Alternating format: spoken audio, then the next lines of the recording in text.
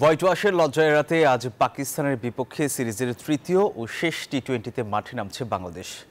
লাহোরের গাদ্দাফি স্টেডিয়ামে আজ ম্যাচ শুরু বাংলাদেশ সময় রাত ৯টায়।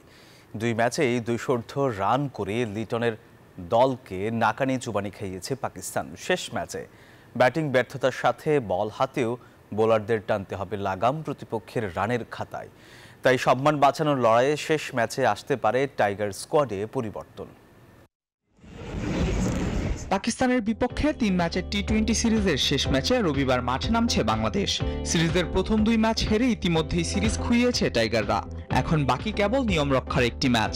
পাকিস্তানের জন্য ম্যাচটা নিয়ম রক্ষার মনে হলেও বাংলাদেশের লড়াইটা এবার হোয়াইট ওয়াশের লজ্জা এড়িয়ে সম্মান বাঁচানোর। দ্বিতীয় ম্যাচে ৫৭ রানের বিশাল জয়ে দারুণ আত্মবিশ্বাসী পাকিস্তান।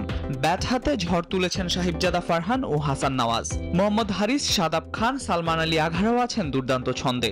অন্যদিকে বল হাতে রীতিমতো ভয়ঙ্কর রূপে হাজির হয়েছেন হাসান আলী আর আবরার আহমেদ। শাদাব খান, খুশদিল শাহ, ফাহিম আশরাফরাও বোলিংয়ে রাখছেন কার্যকরী ভূমিকা। অন্যদিকে বাংলাদেশ দলের চেহারাটাই ছিল ঠিক উল্টো। ব্যাটে বলে আত্মবিশ্বাসের স্পষ্ট অভাব, ফিল্ডিংয়ে ভুলের ছড়াছড়ি, সব মিলিয়ে একেবারে ছন্নছাড়া পারফরম্যান্স। প্রাপ্তির মধ্যে শুধু ছিল তানজিম তামিমের ওপেনিংয়ে ঝোড়ো শুরু আর গেল ম্যাচে তানজিম সাকিবের 50।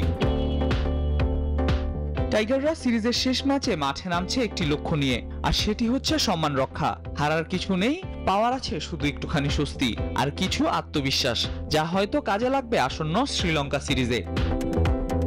আল মাহমুদ, ফাহিম, নিউজ 24।